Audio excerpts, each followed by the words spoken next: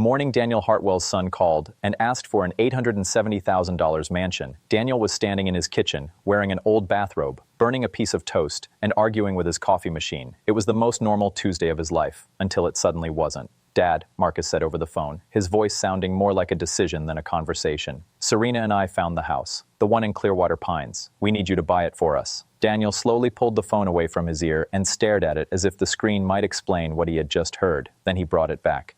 "Say that again."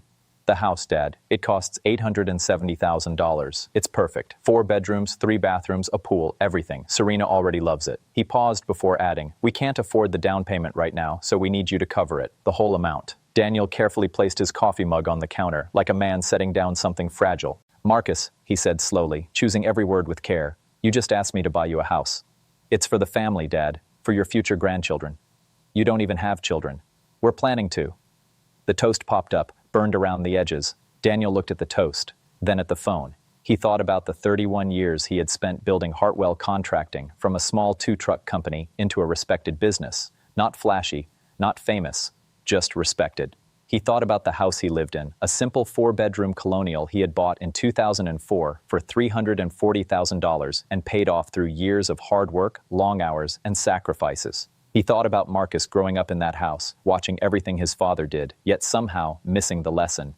"No," Daniel said. The single word dropped into the conversation like a stone into still water, and the ripples changed everything. Marcus Hartwell was 34 years old. He was handsome in the easy way some people are when life has rarely forced them to struggle. He was married to Serena Voss Hartwell, a woman who often confused wanting something with deserving it. They had been together for 6 years and married for 2. During that time, Daniel had watched Serena reshape his son's personality the way someone rearranges furniture after moving into a new house, confidently, without asking, until nothing looked familiar anymore. It wasn't exactly that Daniel disliked Serena. The truth was more complicated. She was intelligent, fashionable, and extremely ambitious. Those were qualities Daniel respected in theory. In real life, he often found them exhausting, especially when her ambitions seemed to depend on his money.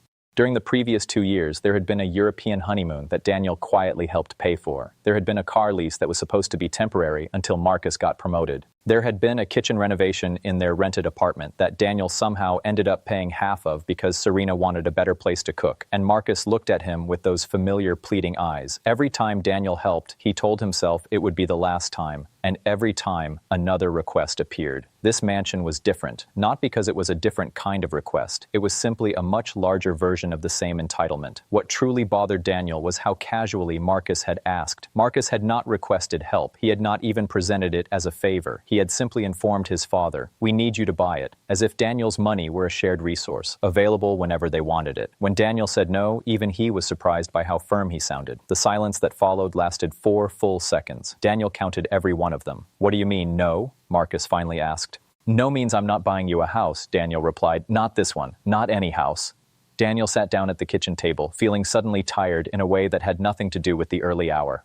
"Marcus, both you and Serena earn good money. You've been renting the same apartment for 3 years because you keep spending the money that should have gone toward a down payment. I'm not going to fix a problem that keeps repeating because neither of you wants to deal with it. Dad, this is family. It's an investment. It's an $870,000 investment in a house you chose without even discussing it with me." Then Marcus said something that made the room feel colder. "But you have the money." His voice had changed. There was an edge to it now. "You sold the Denton contract last year. I know how much that was worth." Daniel became very still. "You've been paying attention to my business finances?" "I hear things, Dad. People talk." Daniel leaned back in his chair. For a moment, he thought about his own father, a man who had spent 38 years working in a textile mill, a man who passed away with only $14,000 in savings, but carried himself with a level of dignity that money could never buy. He wondered what his father would think of this conversation. Most likely he would say nothing at all. Some situations explain themselves. "The point," Daniel said calmly, "is that it's my money. I earned it, and what I choose to do with it is my decision, not yours."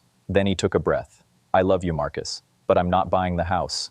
Send continue, and I'll rewrite the next section in the same style.